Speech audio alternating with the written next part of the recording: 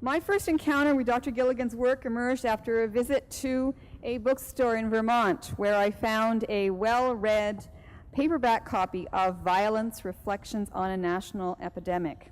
As I began reading, I was struck immediately by the author's perspective on violence as a tragedy that involves not just victims, but also victimizers, a tragedy from which few family histories are left entirely untouched, and a tragedy in large part because prevention is possible.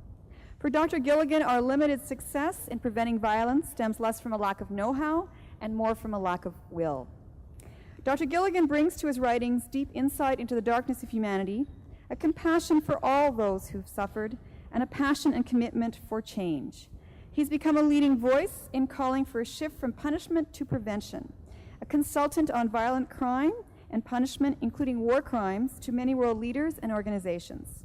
He's the author of several books, including Violence: Reflections on a National Epidemic, Preventing Violence: Prospects for Tomorrow, and Why Some Politicians Are More Dangerous Than Others. He will talk today on how education can influence the causation and prevention of violence. It is indeed a great pleasure and honor to present Dr. James Gilligan.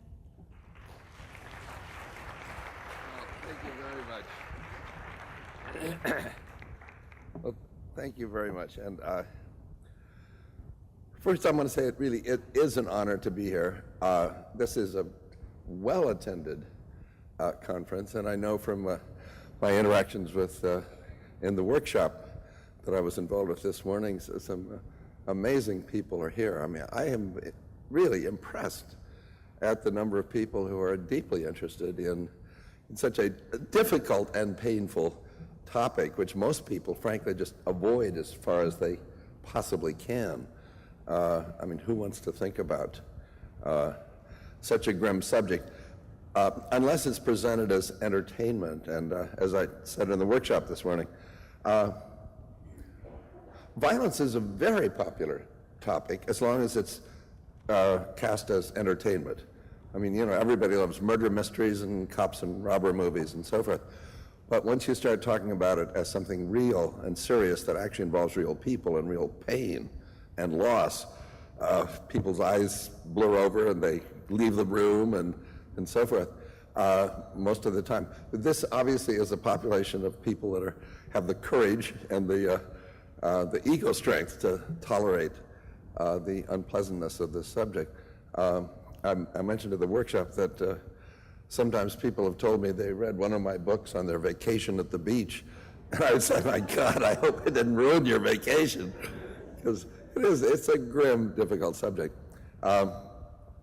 As was mentioned, I learned whatever I do know or think I know about violence, well, from several sources. One was actually from growing up with a violent father who used to beat up my brothers, although he was never prosecuted or sent to jail. He was always regarded as a model of, you know, really a paragon of respectability.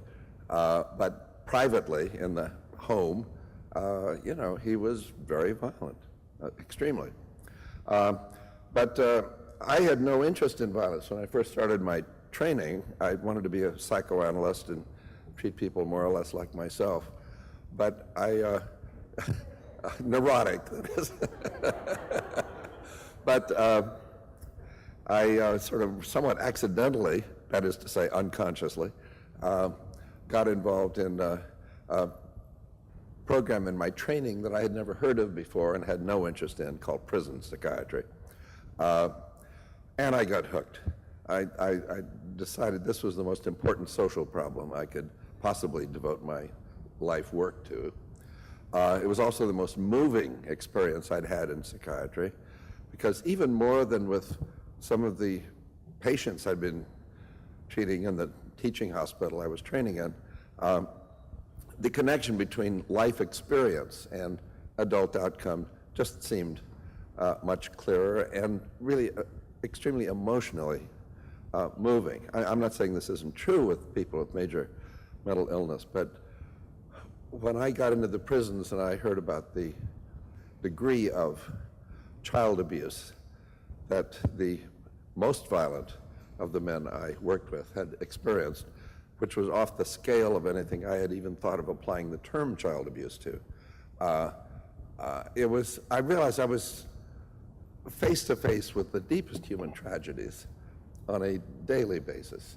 Not only the tragedies of what these violent men had done to their victims, but also what had been done to them before.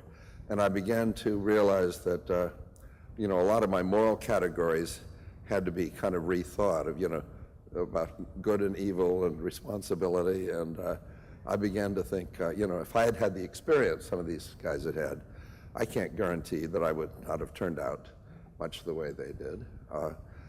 I'm talking about the fact that the most violent of the people I saw they were themselves the survivors of their own attempted murder, often at the hands of their parents, or the survivors of families in which one of their closest relatives had in fact been murdered. I also just found it the most intellectually challenging and fascinating subject I'd ever come across. I mean, each time a new criminal would come into the prison and come into my office, I would ask myself, what in God's name could have induced one human being, like this guy sitting in front of me, to treat other human beings the way he did? I mean, the crimes they'd committed were sometimes truly just appalling, as you can imagine. That's why they were sent to prison. And no sooner had I finally begun to figure out an answer, to understand why this person did what he did, then another person would come in, and I'd have to start that process all over again. It was just as much of a mystery. So that has kept me intellectually challenged to this day. I said I spent 25 years trying to break out of prison because it was so fascinating. I just couldn't leave, even though it is grim. There's no question. I mean, it's draining emotionally, to say the least.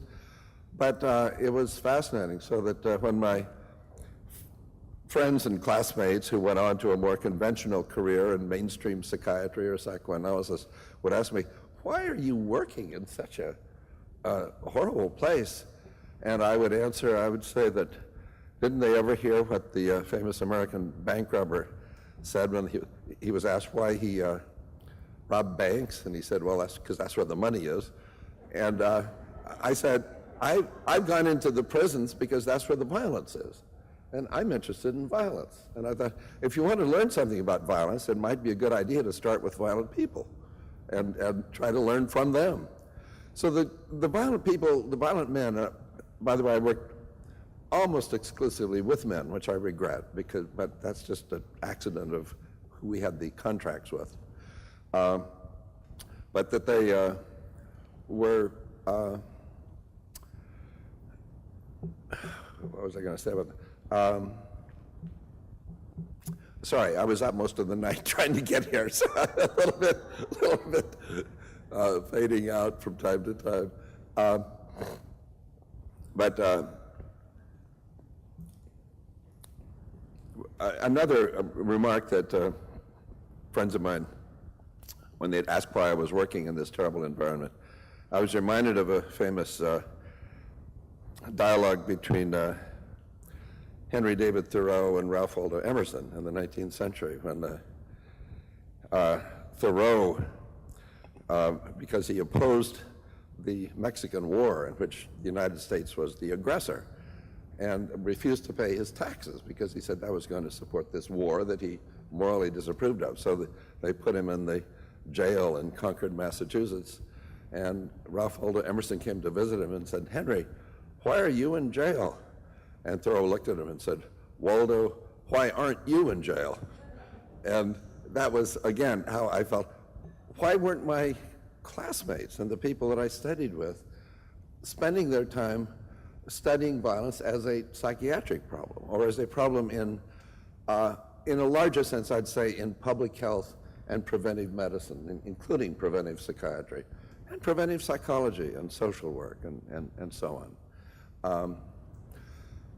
Now, I know that you've had, a terribly tragic and traumatic experience with violence at Dawson College and other institutions near here.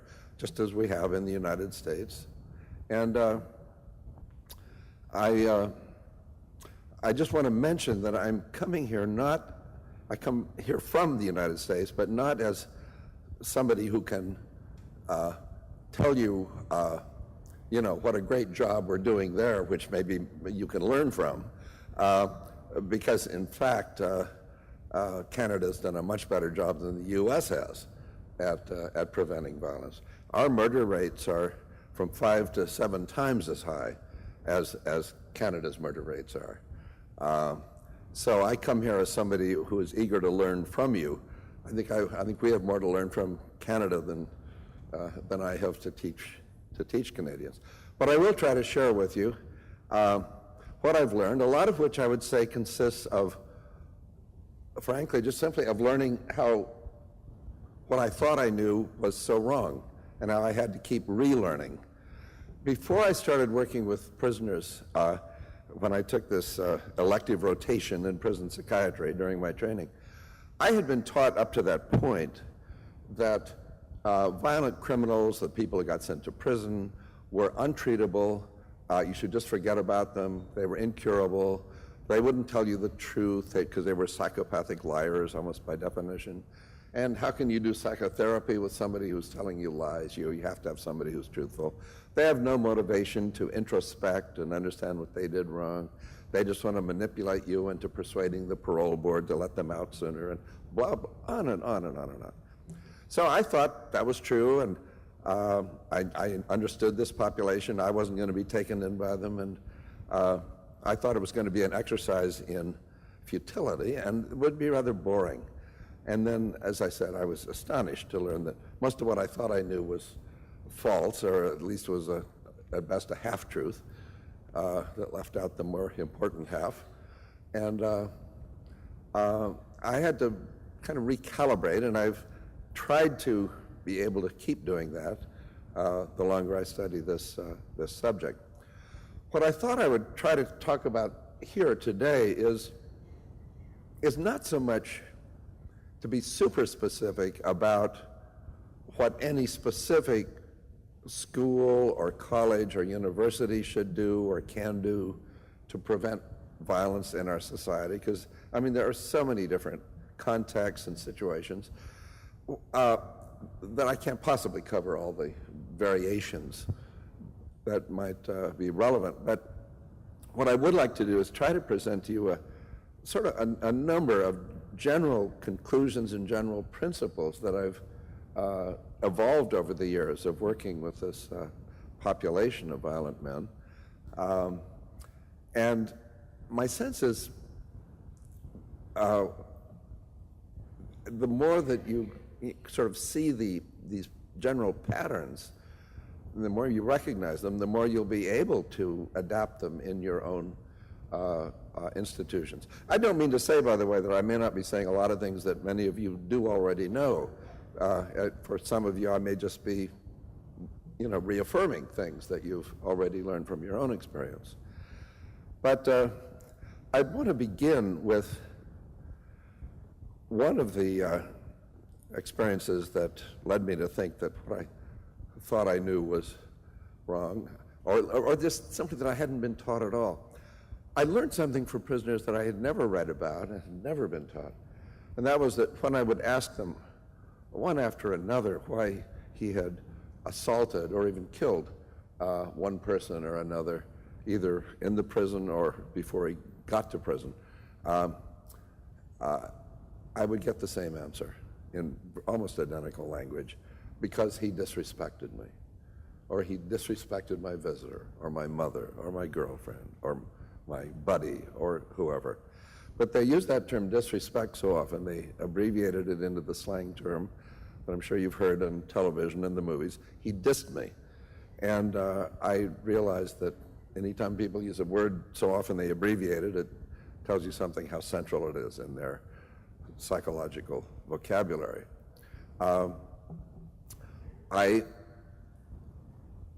When I first began to realize this, and I began to think that maybe what we're talking about here is people feel that somebody is, when they're disrespecting them, are shaming them or insulting them or putting them down, that, you know, maybe this is why they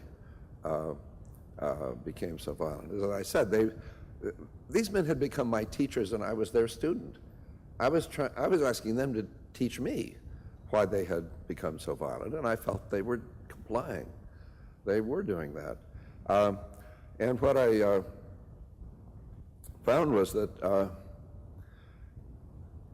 I thought I had discovered something new, and then I reread a passage in the Bible that I had probably read 40 times before in my life, but had never understood. I'd never understood why the first recorded murder in Western history took place. That's the story of Cain and Abel. To me, it made no sense. Why in the world did Cain kill Abel? There was no cause that I could see, no motive. And then, after I'd actually worked with murderers who had told me, I could finally hear what the Bible said. In the King James Version, it says, God had respect unto Abel and unto his offering, but unto Cain and his offering, God had not respect. And it struck me that God had dissed Cain, or Cain had been dissed because of Abel, and he had responded in the same way as my murderers in the prison had when they got dissed. I talked with armed robbers who, you know, I had assumed they committed their armed robberies to get money. I mean, that's what they'd like you to think, just like the bank robbers, Willie Sutton. You know, the banks are where the money is. But actually, when you sit down and talk with people who've spent a good part of their life doing that, and some of these guys had committed maybe 200 armed robberies before they finally got caught and put in prison, they would quickly start saying, I never got so much respect before in my life as I did when I had a gun pointed at some dude's face. And it struck me that for people who have spent a lifetime living on a diet of disdain and contempt from other people, or being treated as inferior or unimportant, it was worth more to them than their liberty or even their life to get this kind of instant respect at the end of a gun. And they, in many cases, the most violent of the inmates, I mean, this is the extreme end of the intractably violent, had the same scenario. Again, it's something I had not read before, I hadn't learned about, and they surprised me by saying their fantasy in life was to go to their own death in a blaze of glory, a hail of gunfire, but as long as they could kill as many other people first before the police shot them to death, they would feel fulfilled. I thought, good God. But these weren't just words. These guys actually behaved that way. They would behave that way in the prison. They would virtually dare the correction officers to kill them in order to stop them from some violent behavior. And I learned that many people in America, in the United States at least, do that in actuality on the street outside of prison. That is, every year the U.S., the National Center for Health Statistics, our vital statistics branch of the Public Health Service, tots up how many people died and from what cause. And they always list several hundred people who die from what they call legal intervention. Well, you know what that means? It means that the police shot them to death on the street, you know, as a way of stopping them from killing other people or killing more people. So several hundred people go to their death acting out this scenario that my violent prisoners were telling me about in the prison. It said something to me about how when people are humiliated deeply enough by their life experiences, there's a kind of dissociation, I think, between the body and the soul, the body and the mind. When most of us talk about an instinct of self-preservation, what we take for granted, I think, is that self-preservation includes the survival of the body. But I found that was not true for these men. they were willing to sacrifice their bodies, that is their physical survival, and become physically dead, if that was the only way that they felt they could save their souls.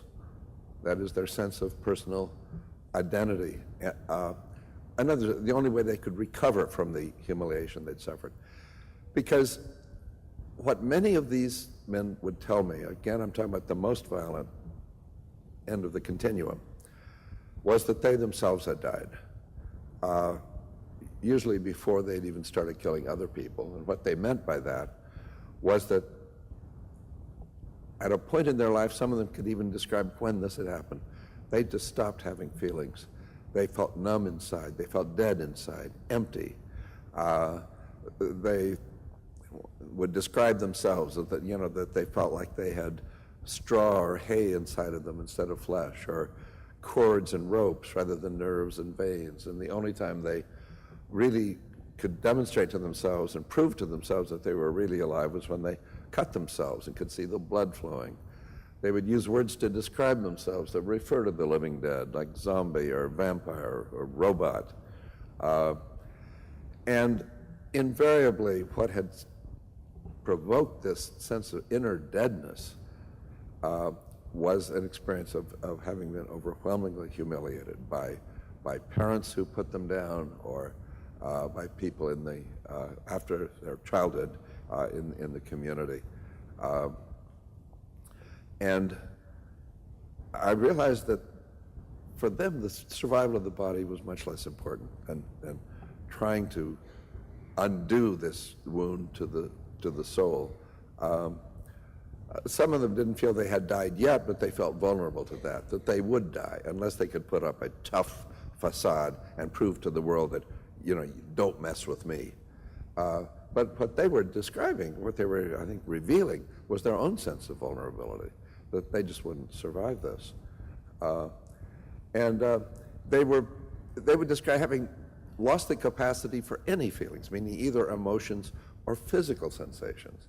So they would cut themselves or mutilate themselves in other ways, put foreign objects in every orifice in their body, till they were really destroying their own vital organs.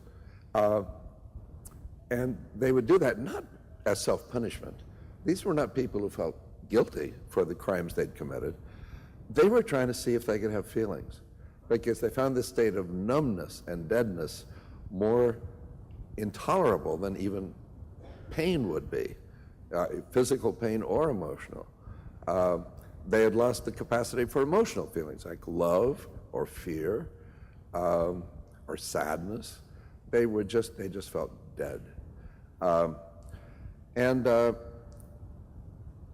When I later, in more recent years, started reading in the newspapers, as you all have, as we all have, about suicide bombers, terrorists, who have the goal of going to their own death in a blaze of glory, killing as many people as possible, even at the expense of their own life, I thought, I've seen this before. This is exactly what the prisoners were describing to me in the prisons. I mean, this is, I think, a universal pattern when people feel so humiliated and so desperate that they can't tolerate it any longer, and they're willing to sacrifice their own physical existence if that's the only way to save their souls as they see it. I mention all this because I think it's vitally important that we understand it if we want to do a better job of being able to prevent the violence, which can occur at any level for any of us, whether it's in our own schools and our own communities, or whether it occurs in the Middle East or in the World Trade Center towers or wherever it occurs. I think there are some universal patterns here. And the way I'd say it is that I think that the experience of being shamed and humiliated, of feeling disrespected and insulted or rejected, or suffering what psychoanalysts call a narcissistic wound or injury, is a universally necessary but not sufficient cause of violent behavior. I'd say it's necessary because I've never talked with a violent person where that didn't come out, where it wasn't clear that the provocation for the violence was some feeling of having been humiliated, not necessarily by the particular victim they chose, but by somebody whom they were getting revenge on by killing somebody. But I think it's universal. For example, we're here to, I think, talk mostly about, say, school violence, what schools can do to decrease the amount of violence in our society. But I think even in other contexts, the same things occur. In the first public statement that he made after the events of 9/11, Osama bin Laden, in a videotaped speech that came out within a month of the 9/11 disaster, said that these events were the way of forcing the West, that is Western culture and civilization, as represented by the U.S. and the World Trade Center towers, to taste what he said the entire Islamic nation had been tasting for the past 80 years of humiliation and contempt. In other words, that it was the sense of humiliation that motivated the attacks on the World Trade Center tower. And that message is recurrent throughout the entire literature on contemporary terrorism. That's what one investigator after another has found on the basis of interviewing people who were terrorists. Now, I say that shame is necessary but not sufficient to cause violence because, after all, we've all been shamed. I mean, it's a universal human experience. That you've been embarrassed, or somebody's insulted you, or humiliated you, or we've done something stupid ourselves that we feel ashamed of, or there's some flaw in our character that, or some weakness or ignorance that we're ashamed of. Everybody experiences shame, but most people never commit an act of serious violence in their whole lives. It struck me that there have to be several preconditions present before shaming will cause violence. One of them, I would say, that's very important, is the absence of nonviolent means of maintaining or restoring one's self-esteem and self-respect, even after one has been shamed or humiliated. For example, when any of us anybody in this room has some experience of being shamed or embarrassed, we have other resources available, both inner resources and external social ones, by which to maintain or restore our self-esteem. The people I saw for example, we have some degree of education or a career or a good job or some esteem that we're held in by friends and family or colleagues and on and on. But people have something. The people in the prisons were, I say 99%, almost completely lacking in these things. The violent prisoners I worked with, many were illiterate, uneducated, unemployed, often homeless, rejected by their families often, basically at the bottom of the social status hierarchy, and often members of minority groups that are systematically shamed and humiliated by the majority white culture, certainly in the United States, as I've seen it. So I thought it was understandable that when people don't have the nonviolent resources that the rest of us do, they are much more vulnerable to violence. Another thing that was clear to me was that when people have been shamed from the beginning of their lives, it makes it almost impossible to develop the capacity for guilt feelings. And this is a paradox. Shame and guilt, I have to say, are often used, kind of as more or less synonymous terms. I want to suggest that they're really opposites. That when people feel shamed, shame is the opposite of pride or self-love. And shame is a blow to one's pride. It's a diminution of one's pride. The guilt, however, is most intense the more intense one's pride is, which is a psychological fact that is caught in the Catholic theology, where pride is considered the deadliest of the 7 deadly sins.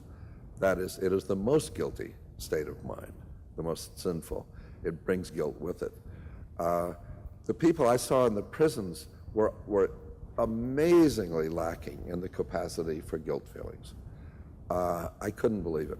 The more extreme the violence they committed, the more heinous the crime they had committed, the more completely they were lacking in feelings of guilt or remorse or empathy for their victim, and so on. And it struck me that, but of course, when you think about it, it makes sense. Because if they had the capacity for guilt feelings, they couldn't have committed the kind of crime that they had. I mean, most of us, if we're insulted, we may be angry at the person who insulted us, but we would also feel guilty if we started saying, well, you know, I'm going to kill him and also his whole family or his whole tribe or whatever. So the absence of guilt feelings is another precondition, I'd say, for shame, stimulating violence. To get back to the issue of the preconditions for shame causing violence, I mentioned that the absence of nonviolent resources is important. Here I want to quote something that Malcolm X said, the great African-American leader, who was a surprisingly, to me, insightful psychologist, because I don't know, where he got this, but he made some amazingly insightful remarks, such as that he said that nobody can give somebody else self-respect. People can only gain that for themselves. And but he said, I mean, they can only get it through their own achievements or they're becoming the kind of person they can respect and so on. But he said that the rest of us can influence whether they're able to do that. And one way we can is by determining whether or not the individual has access to the resources that people need in order to gain self-respect, including, for example, education, which, as I mentioned, is one thing that I think helps to cushion most of us against even severe humiliations.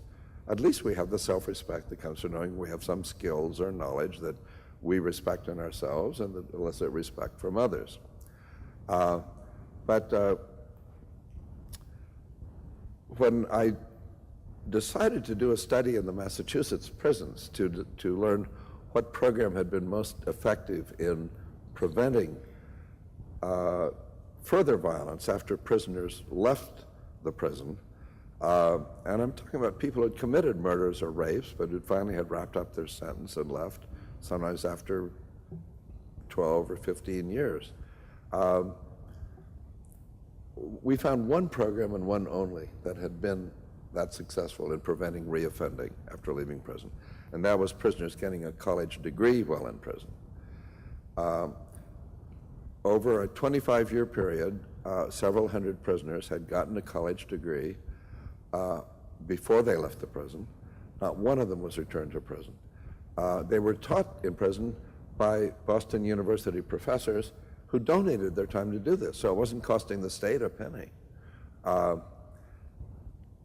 When I described these results in a public lecture, a friend of mine gave my lecture to our new governor in Massachusetts, who was a former prosecutor who had been elected to office on the campaign promise to reintroduce prisoners to the joys of busting rocks. I mean, he was a Neanderthal, criminologically, but he knew that the voters would love that kind of rhetoric, and they did. They elected him. So he went on television, gave a press conference and said, we've got to get rid of this program of having free college education in the prisons. He had not even known there was such a program before. He said, because otherwise people who are too poor to go to college are going to start committing crimes so they can get sent to prison to get a free college education. And he literally said this and shut down the program. Now, he was smart enough to know this was nonsense, but he also was smart enough to know that it would win him votes. I mean, that it would appeal to a certain segment of the electorate that feels there's nothing too, there's no punishment too severe, and that there's no reason to give anything positive to criminals, even if that will reduce the rate of violence in our society. And lest you think that was the behavior just of one governor in the United States, the entire U.S. Congress, after Newt Gingrich brought a very conservative majority into the House of Representatives in the U.S., repealed the federal monies that had been making free college education available to prisoners throughout the country. So in the name of being tough on crime, we systematically eliminated the most effective single program we've yet discovered for reducing the amount of crime and violence in our society. So no wonder we have a homicide rate that's 5 to 7 times high as yours is, or any other Western democracy. Now, let me immediately make a couple of qualifications. Of course, the prisoners who got a college degree while in prison were a select group. I know that. They were, I told you, a majority of the prisoners are either illiterate or barely literate. So clearly this was a more well-educated and more, motivated group. But on the other hand, it did strike me that the problem of violence is so severe in the U.S., and the degree of recidivism is so high in our state prisons. 2/3 of the prisoners are returned to prison within 3 years. And I'm talking about 0 readmissions in 25 years. We found when we extended the program to 30 years, 2 people had come back. That's less than 1% recidivism over 30 years. So you would think that any political leader would want to maximize this program. But as I said, instead, they eliminated it. Now, I can also understand the feelings that people might have in sympathy with the governor. When I have described what I just did, often at community colleges in the U.S., where students really do have to make painful sacrifices in order to pay for their own college, they are very sympathetic to what the governor said, that they don't want prisoners being given a free college education when they're not. But to me, there's a very simple answer to that quandary. I can totally empathize with the students. I see their point. But what I cannot understand is why a nation as wealthy as the United States, as wealthy as it has been, for most of the 20th century, why we haven't done what most European countries have done, and that is make college education free and available to anybody and everybody who wants it, regardless of their ability to pay, just as we make primary education and secondary education universally available. I mean, why do we stop with high school and 12 years? Why not make college available? I have a good friend in France, somebody who my youngest son lived with his family in France for an academic year, who is a distinguished and very productive expert in infectious diseases. But he was born to a poor family in France, and because he was a good student, the government paid his tuition. He first became a veterinarian, and then he decided he liked, biology and curing disease enough that he thought, why don't I become a medical doctor? So then he went to medical school, and that was also paid for by the government. Now, he didn't pay a penny to do this. Of course he did the work, And he is now somebody who contributes a great deal to the medical profession and to the health of the French public. There's no reason why this kind of, what I would call a divide and conquer strategy has to exist. There is a reason why it does exist. I think that conservative politicians in the U.S.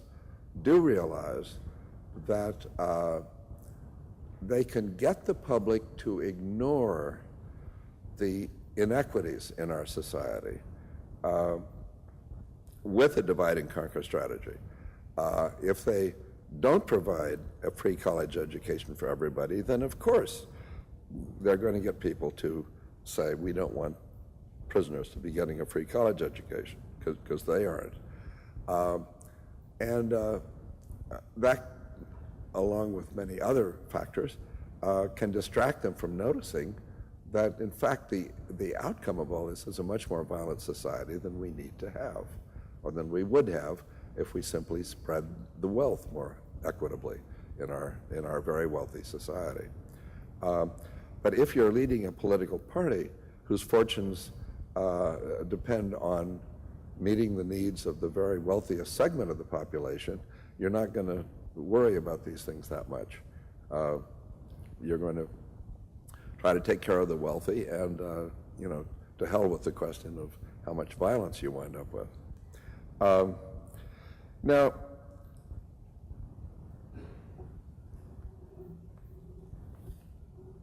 the relation of all this to schools is twofold. On the one hand, as I've said, education is, I think, one of the most powerful tools or institutions, you might say institutional practices in our society for reducing the level of violence that we have. And at the same time, we all know that sometimes in educational institutions, students are in fact subjected to overwhelming degrees of humiliation, to the degree that they will kill either themselves or other people, or both.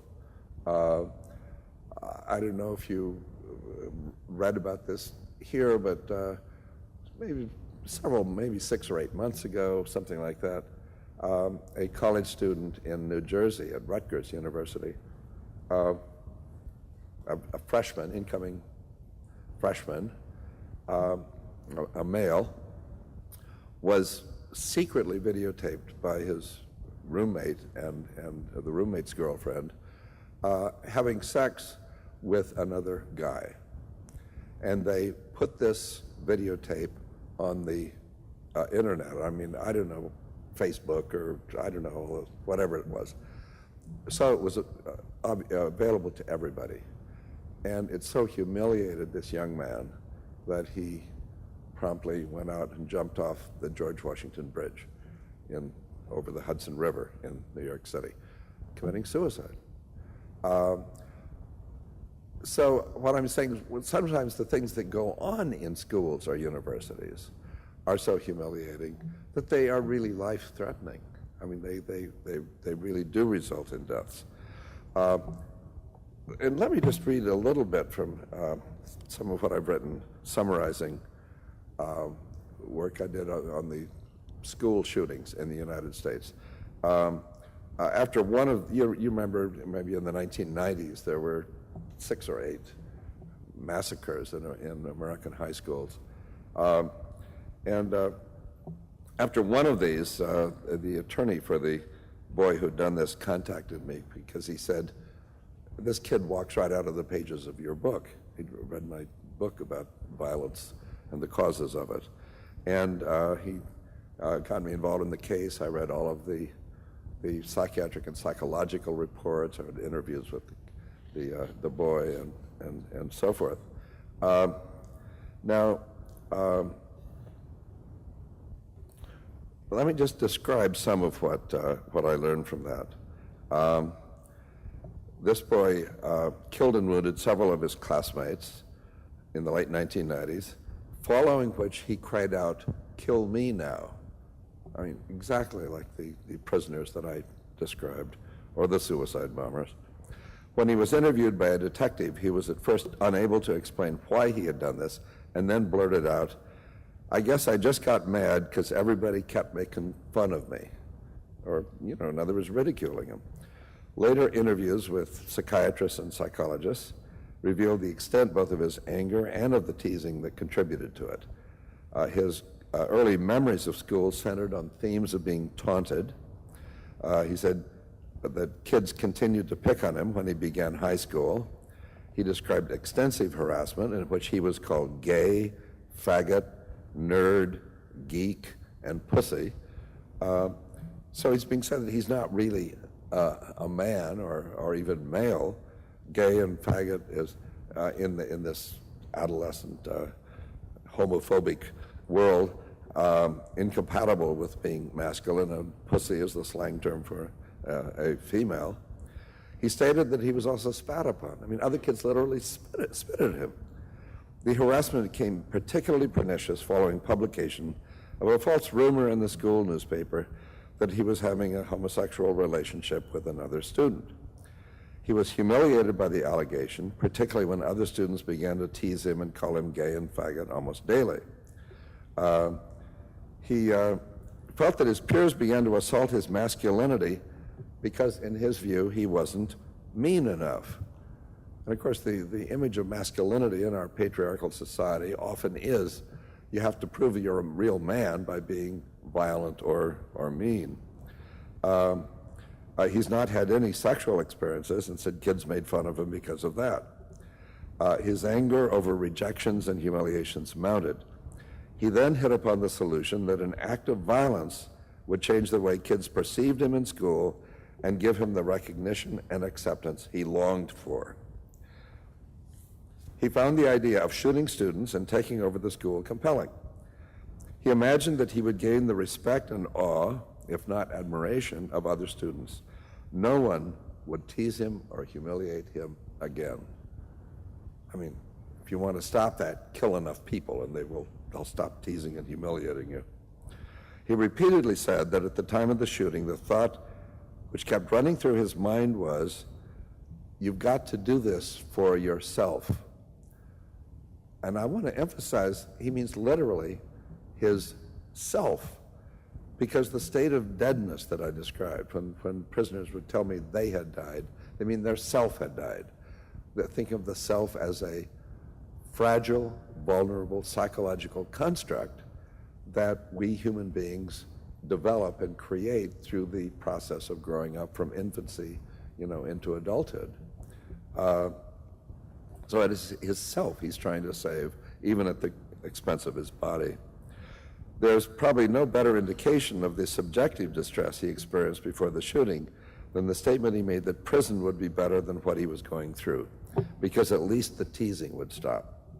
He thought that if he got into trouble, he wouldn't lose that much because, quote, "I didn't have that much. I didn't feel as if anyone really liked me." He reported that he was tired of people making fun of me. "I couldn't stand it anymore. If I shot one of them or scared them all, they would leave me alone." When he actually brought his guns to school, a friend of his was so impressed, he said, "You got the biggest balls here." Well, suddenly he is a Superman, not just a man, but the biggest balls.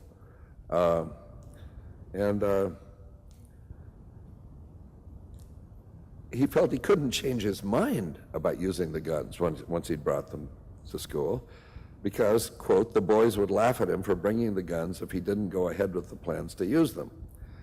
Ironically, his plan for gaining respect through violence turned out to be more successful than any other strategy he had up to that point, for he said that after the incident, "People respect me now." He reported that he liked the juvenile detention home, which he was put in immediately after the shooting. He liked it better than high school, that the kids were nicer to him. He was not being teased or put down. When he was surrounded with other violent kids, they respected his violence. The tragedy, of course, is that neither he nor the adults responsible for him found any less destructive way to enable him to diminish or tolerate the overwhelming shame and humiliation he'd been experiencing. Now, I've I could describe the Columbine shootings. They're a repetition. I mean, every single one of the school shootings, and I analyzed all of the ones that occurred at that time, every one of them had an essentially identical scenario. And as you remember, the Columbine shooters, both of those boys actually did kill themselves at the end of the shootings. That's why I think if we really want to reduce the amount of violence in our society, we really have to understand that these kids or the grown-ups who do similar things, like Osama bin Laden's followers, really are so desperate and so determined to undo the humiliations they feel they've experienced that they are freely willing to go to their own deaths in order to do that. So that the idea that somehow we can deter them with more violence of our own is just about as insane as they are. I mean, we are really no more in touch with reality than they are. If you want to deter somebody who's ready to kill himself, you're not going to do it by threatening him with death. If anything, that's only a further enticement to do it.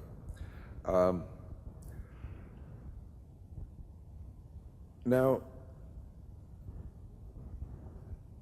I think that the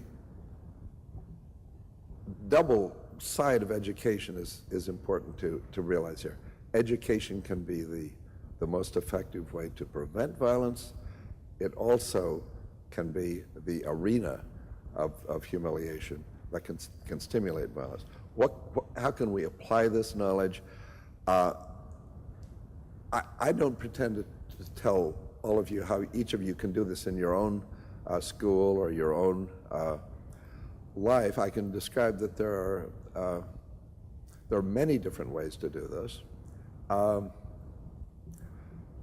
I know that in the schools in Shaker Heights, Ohio, which is a very affluent suburb of Cleveland,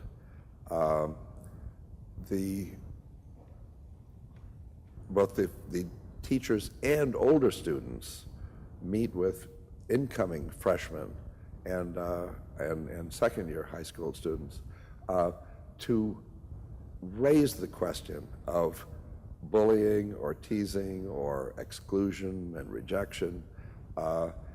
The students there are really quite, the students who've been in that school for a while are really amazingly mature and caring, I've discovered, given that they're working in a climate where the teachers and the administration are totally on their side.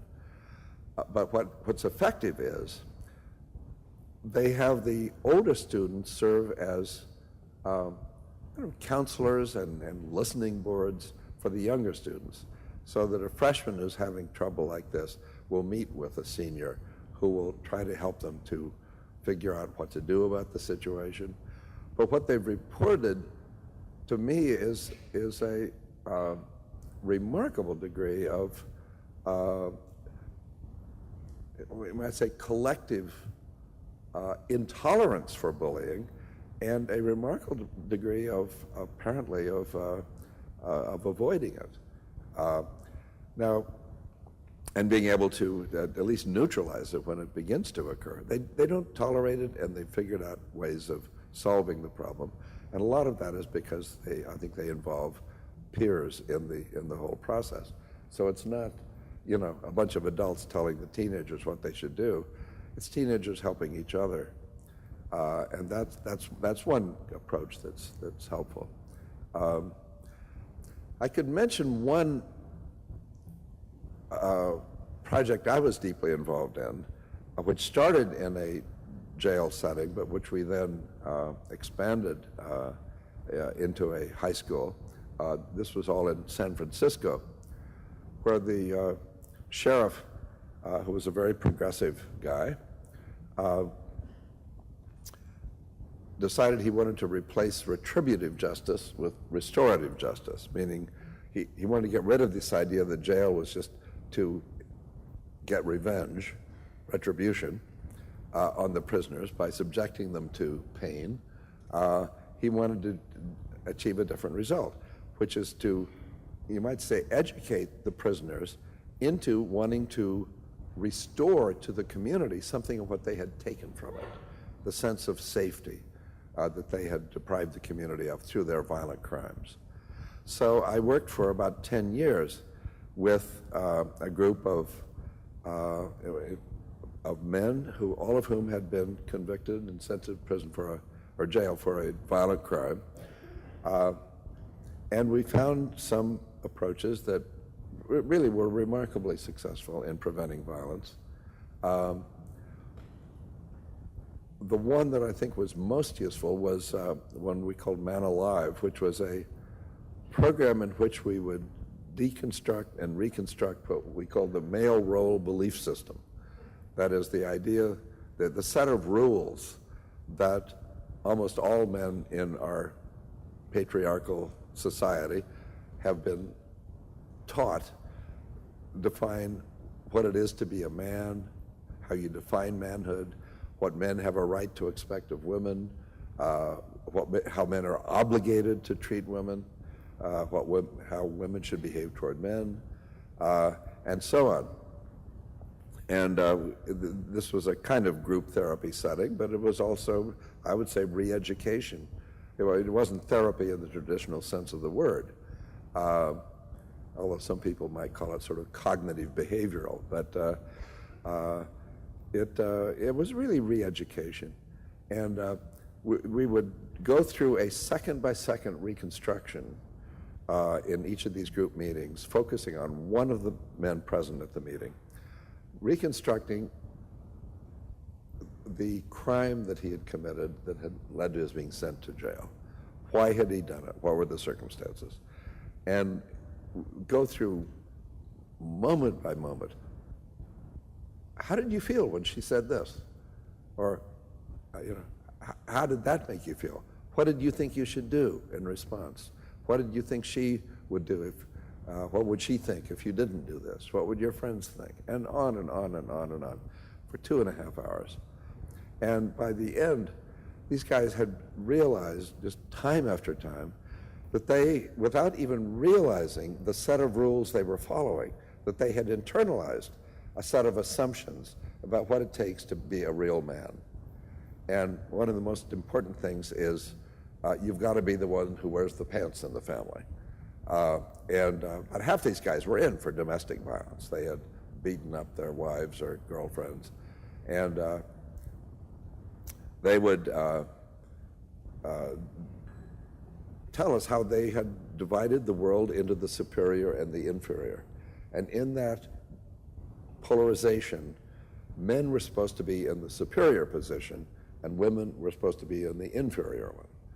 And any man who let a woman challenge that and start to become even equal, let alone superior, was a challenge to his sense of whether he was or was not an adequate male. Because if he wasn't an adequate male, then maybe like the school shooter I just described, he was really a faggot or a pussy or a nerd or something other than an adequate man. And so we called that moment a moment of fatal peril, which I felt was not an exaggeration, because as I've said, the men we worked with felt in danger of undergoing what I have come to call the death of the self through humiliation. When we worked with these men, I was amazed at how quickly they got the point. They really saw what they had been doing. They had not been aware they had these assumptions or that they were following these rules. But when the rules were kind of made explicit, they could realize how stupid they were. I mean, they were totally arbitrary, totally illogical. I mean, there was no basis for them. And they began to say things like that they had been brainwashed by the society they'd grown up in.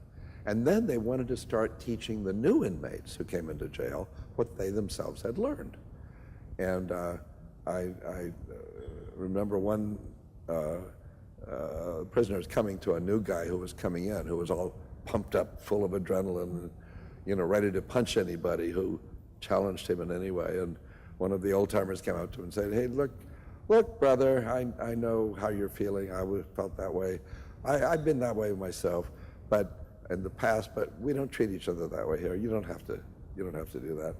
And the guy wouldn't believe him at first, because jails and prisons are generally where people do treat each other that way. You know, it's like a bunch of deer ready to clash antlers, you know. But after 2 or 3 days, he generally would see that that was right, and he would relax. Then they became amazingly supportive of each other. The whole issue of homophobia dropped away. Usually in prisons and jails, homophobia is so thick you could cut it with a knife. It's like rather like a Republican Party convention, you might say. They began to realize that this was silly. You know, it was dumb. There was no reason for it. And instead of being so homophobic, these guys became able to cry in front of each other. And you know, one of the things that most surprised me that they cried about, they would cry because they had so alienated this woman they had beat up, which was the reason for their being in the jail, that the woman wouldn't have anything to do with them anymore. And the fact is, they really loved her. And they felt they had ruined their own lives by what they had done. And they began to realize that by letting themselves be brainwashed into this absurd view of masculinity, they had ruined their own lives, as well as really harming somebody else.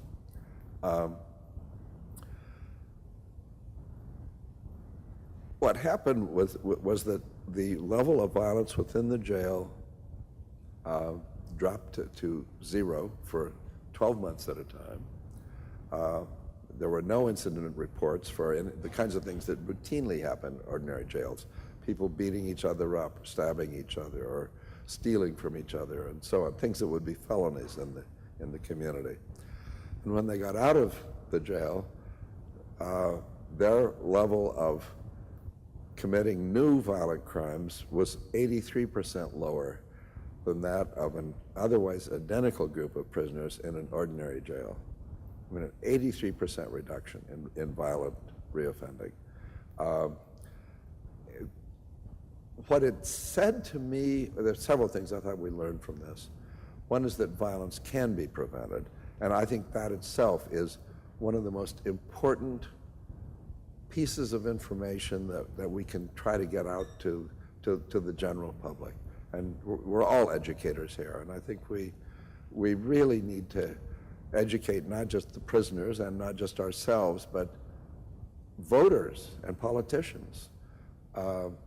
And one of the things that is most important is that the usual attitude of hopelessness and pessimism and cynicism about violence simply isn't true. Violence is preventable.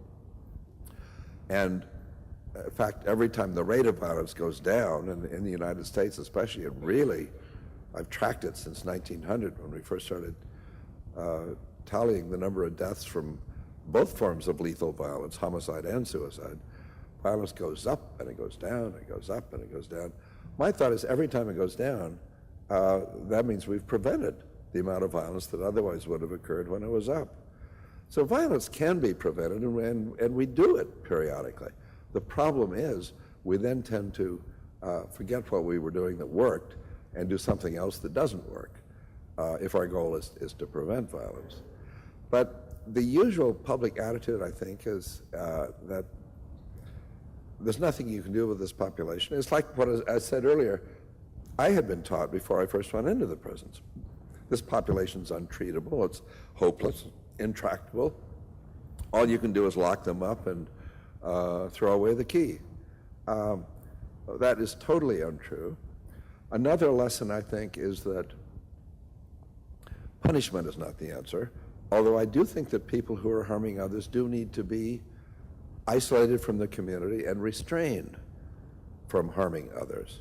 I don't believe in throwing away the key and letting everybody out any more than I believe in locking them up and throwing away the key. Both of those are equally unworkable. When somebody's robbing and murdering, you got to protect the public. for at least as long a time as they are continuing to be dangerous. But above and beyond that, punishing them, that is the gratuitous infliction of further pain, that's totally unnecessary once you've made the community safe by putting them behind locked doors. A further pain, which we call punishment, only increases the amount of violence they commit or will commit in the future, not to mention the amount they commit in the jail or prison. So I believe in restraint. I believe in restraining people who are hurting other people. The same way I believe in restraining a 2-year-old who's running in front of traffic. If they don't respond to words and stop, you grab them, you put your arms around them, and you pull them back so they won't get hurt. But you don't hurt them yourself, because the whole point of doing this is so they won't get hurt. Unfortunately, we have forgotten to treat adults the way we take for granted we would treat children. But adults respond to the same psychology. The more punitive we are, the more violent a society we have. For example, the most extreme form of punishment is capital punishment. But we also know that the rate of homicide in the states that have capital punishment is at least 50% higher than it is in the states without capital punishment.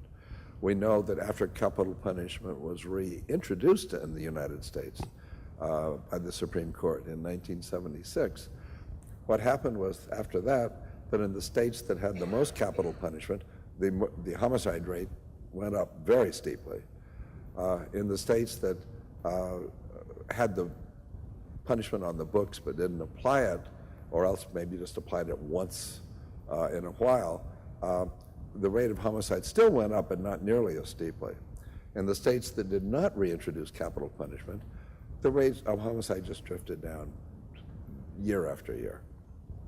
Now, that doesn't prove that capital punishment stimulates violence, but I certainly think that it's incompatible with any hypothesis that capital punishment does deter violence. And in general, I would say the U.S. has the most punitive criminal justice system in the developed world, much more than Canada's or Western Europe's or the other industrially developed democracies. And the U.S. has by far the highest rates of homicide and other violent, well, particularly homicide, which is the most accurately measured and most severe violent crime. But in most other violent crimes, we also tend to lead the pack. So I suppose if I'm going to try to sum up what I've been saying, I would try to suggest that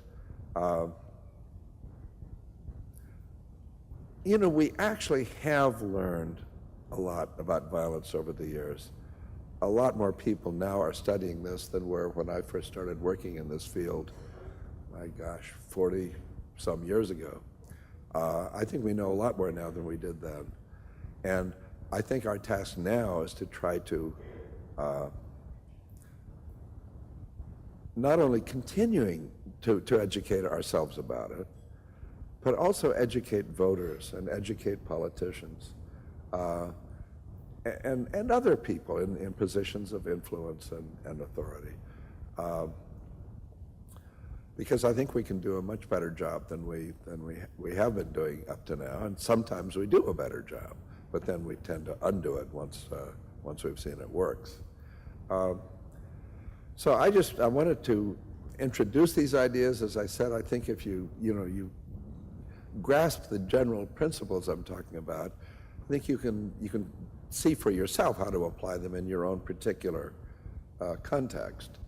But I would like to, I'd like to stop at that so that I can open our discussion up for everybody who is here to make any comments, add any observations of your own, ask any questions, and I hope have a rich discussion among the group of us.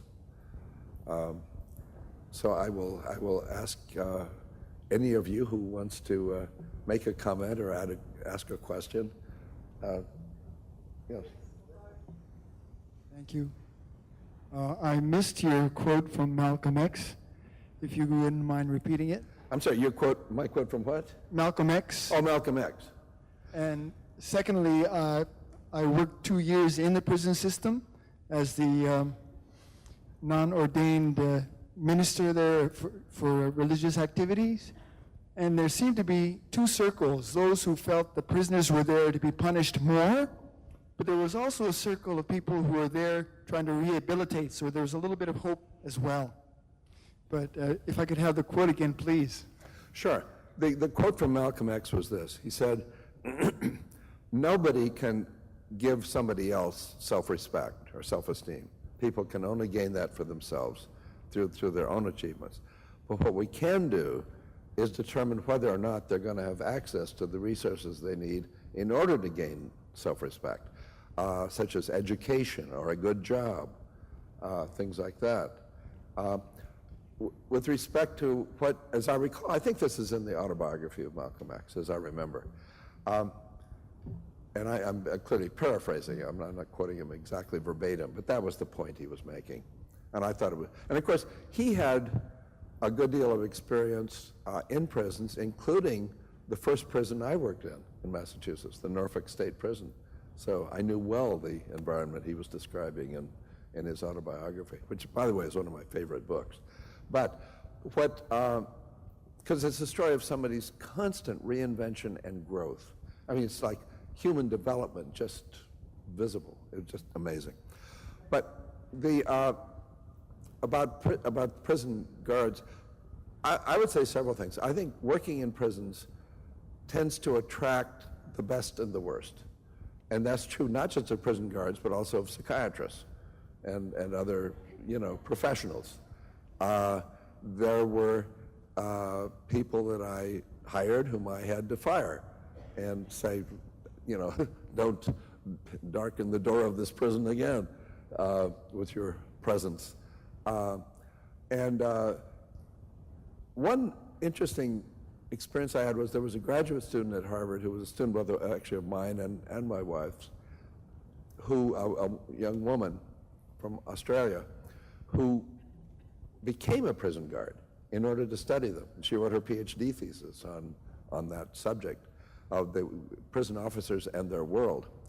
But one of the observations I was most struck by was, she said that when she would ask the prison guards what their attitude was toward the prisoners and the idea of rehabilitation, they were much more humane and progressive and rehabilitation-oriented than they said their fellow officers were.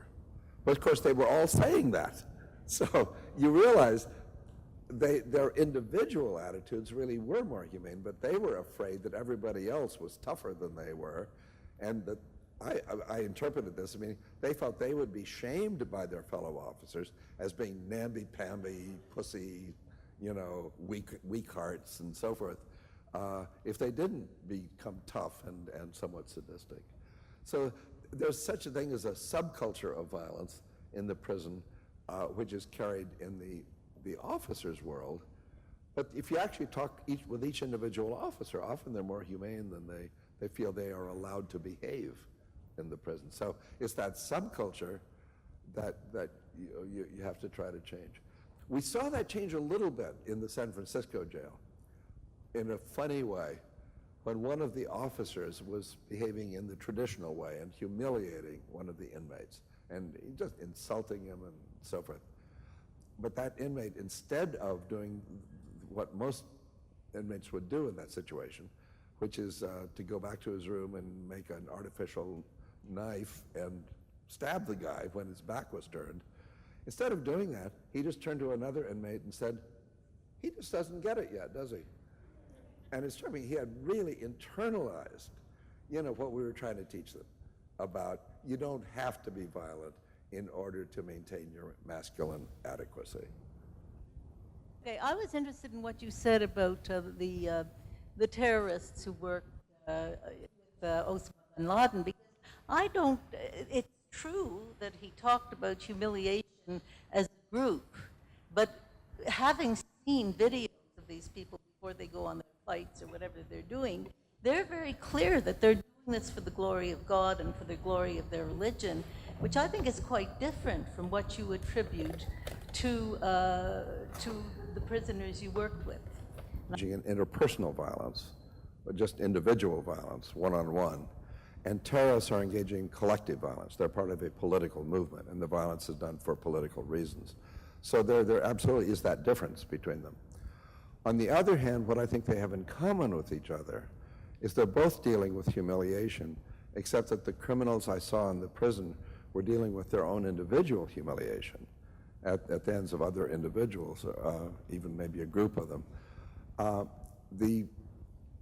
The terrorists are dealing with the collective humiliation of their whole group, not them as individuals, but the group.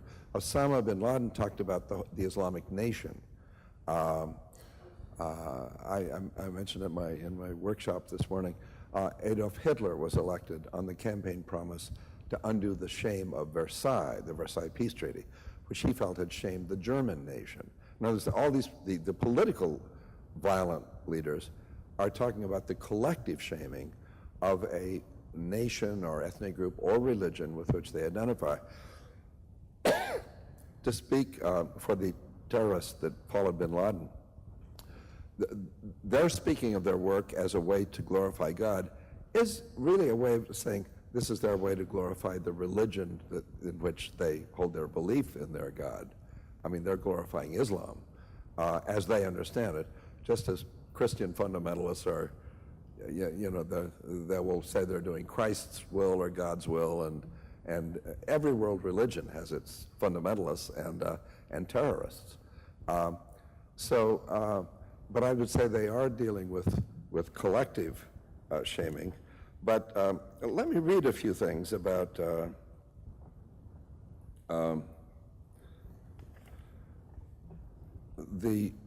what's really going on here.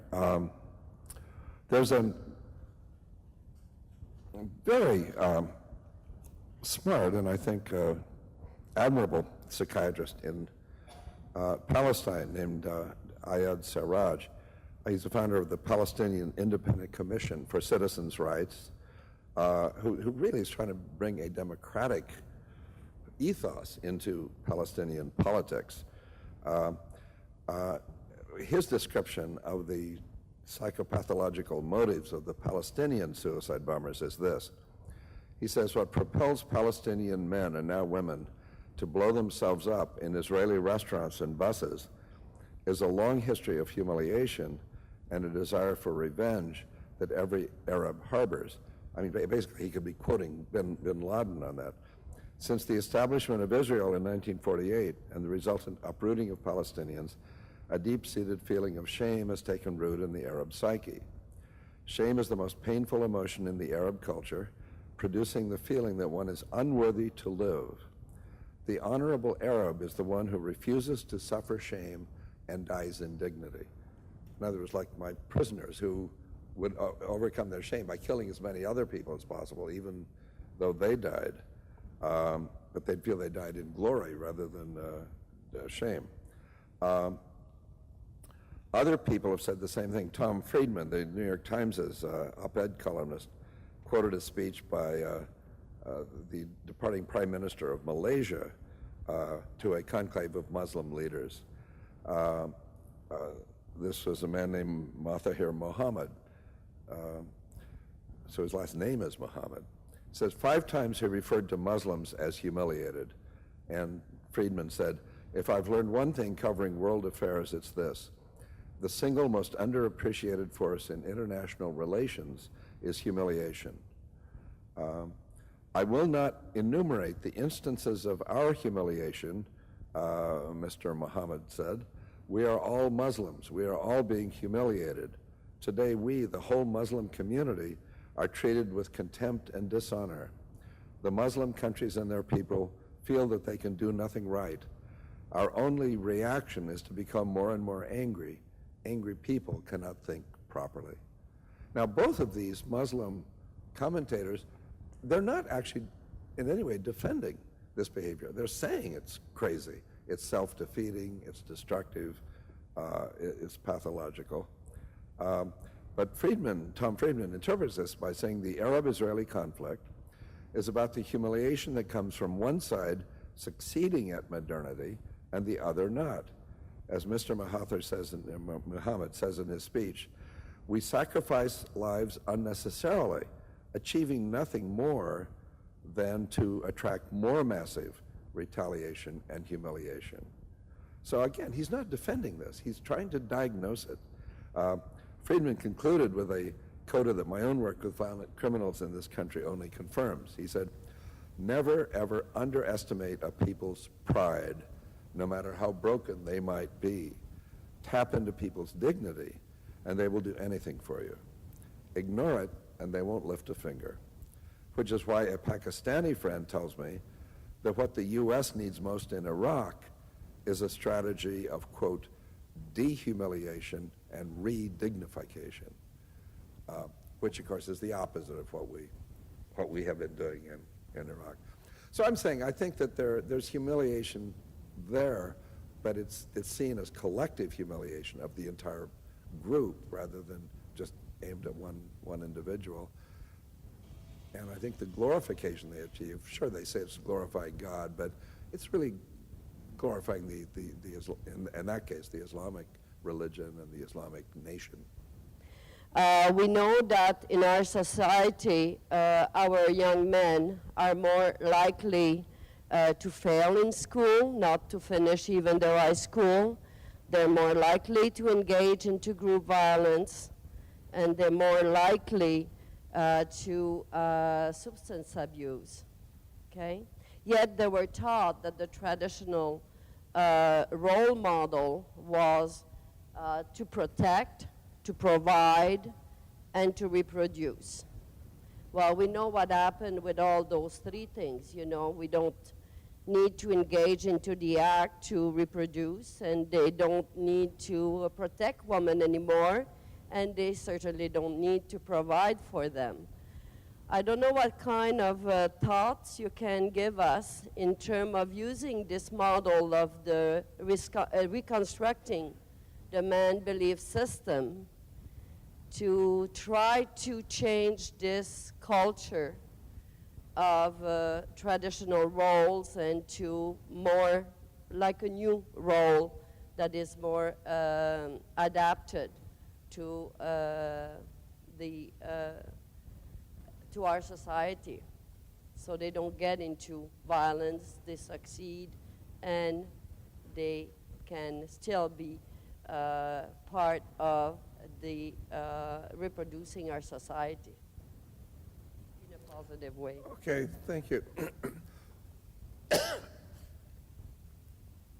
Well, let me start by saying that I know I've been talking so far a lot about, I think, trying to understand individual motives for violence and to provide the kind of knowledge that a psychologist or psychotherapist or social worker or whoever, any mental health professional might want to be thinking about when they're working with an individual who has committed serious violence or is vulnerable to doing so. But I'd like to shift gears now and talk about the question of epidemics of violence and the epidemiology of violence, because I think that's what an issue you've raised. This is affecting a whole generation of young men, not just one individual at a time, but a whole group of them. And there, I think we really do need to kind of put on a different thinking cap and think in terms of kind of sociological and political concepts. The causes of violence are multiple. Violence is a multi-determined variety of different actions. There are many forms of violence, and there are many different causes of it. But the causes, I would say, do tend to be interrelated. They reinforce each other. One of the, well, I can put it this way. In medical school, I was taught that all diseases are biopsychosocial in nature. That is, there are biological, psychological, and social causes of every disease. even cancer or tuberculosis or whatever. It certainly is true of violence. I've talked today mostly about the psychological causes of violence. I'm not even going to get into the biological ones because they're not relevant right now, and also they're less powerful than the social and psychological ones as causes of violence. But I want to now talk about some of the sociological causes, or social, socioeconomic, and political.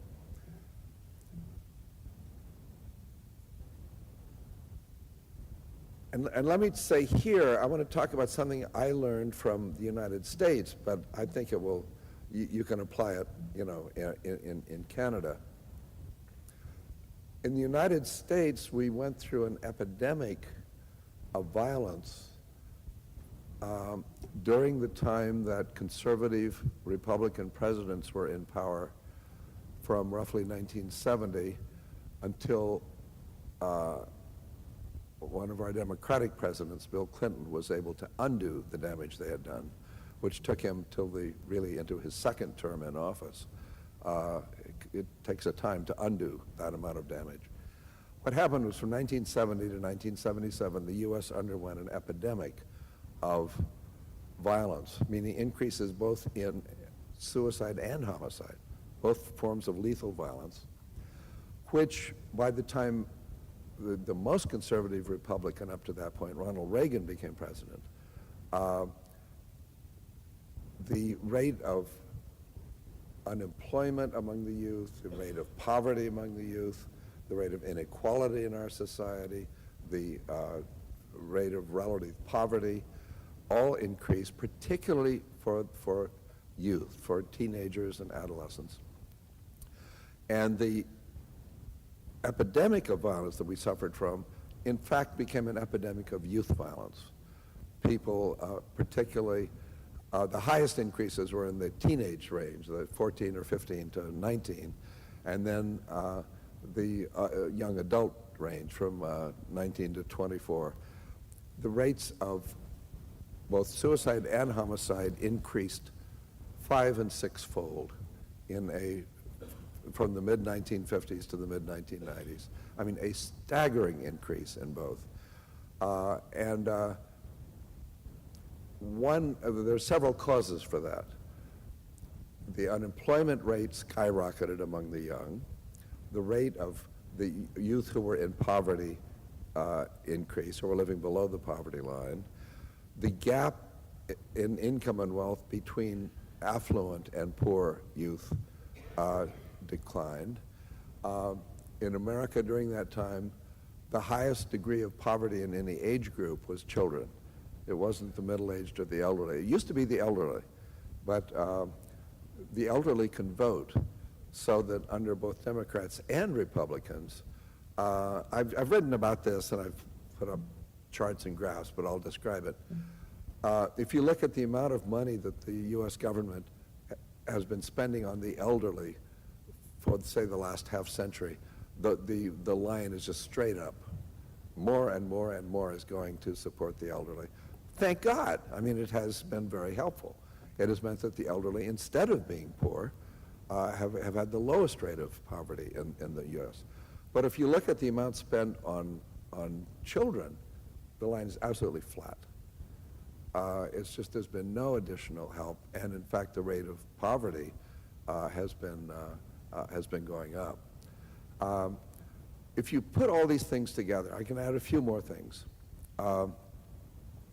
In the U.S., particularly, African American males are incarcerated in prisons and jails at a rate on the range of 7 to 10 times per capita as whites are. Most of these incarcerations are for violations of the drug laws, even though it is clear from one study after another that African Americans don't use the illegal drugs any more often than whites do. But whites are put in substance abuse treatment programs, blacks are put in jails and prisons. America has started an unprecedented social engineering experiment, which I would call mass incarceration. since the mid-1970s, when the Republicans under Nixon and Ford were in power. And our imprisonment rate has increased sevenfold since the mid-1970s. I mean, on a per capita basis. Whereas for the first 3 quarters of the 20th century, it was flat, no increase or decrease to speak of. The only way to, I think, make sense of the increase in the imprisonment rate is that it has been a new way of reinstituting white supremacy after the success of the civil rights movement in the 1960s, when Lyndon Johnson got incredibly powerful laws against discrimination against the African American community. So, and more and more when blacks are put in prison, then they're deprived of the right to vote. So we found a new way to disenfranchise the black community. Now, I put all of this together and I say, I can see there's a population here of young men who are in prison so they can't be responsible husbands and fathers at home. But when they're out of prison, they're unemployed and poor, so they can't possibly support a family. All of these, I've mentioned several different factors. I could mention 10 more. What I'm saying, these factors all interact, they interrelate with each other. I've charted the Republican and Democratic administrations since 1900. Without a single exception, when the Conservative Party, the Republicans, have been in office, both the rate and the duration of unemployment have gone up. Without a single exception, every time there's been a Democratic administration, the rate and duration of unemployment have gone down. Unemployment itself determines how much there's relative poverty in the society. These are all interrelated factors. So what I'm saying is if you behave toward youth in such a way that you keep them poor, unemployed, imprisoned, and on and on and on, it's not surprising to me that they become demoralized.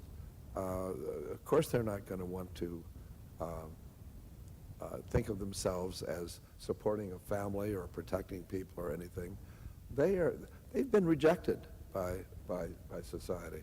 So I would say, if I'm going to try to answer your question, you can fill in the details in Canada much more than I can. I'm just describing what I've learned in the United States. But if our goal in the U.S. had been to raise the levels of lethal violence to the highest possible degree, we could hardly have done better. I mean, we could hardly have chosen a more effective set of policies. When I say we, I'm talking primarily about the conservative politicians. When Democrats have gotten in power, the rates of lethal violence have actually gone down throughout the 20th century. When Republicans have been in power, they've gone up. Well, anyway, all that is in my latest book that has the semi-humorous title, Why Some Politicians Are More Dangerous Than Others. And my point is that the Republican politicians are more dangerous than the Democratic, not because they're necessarily evil or they even know what they're doing, but because they are pursuing policies that kill people. And it's that simple. Thank you. Thank you, Dr. Gilligan.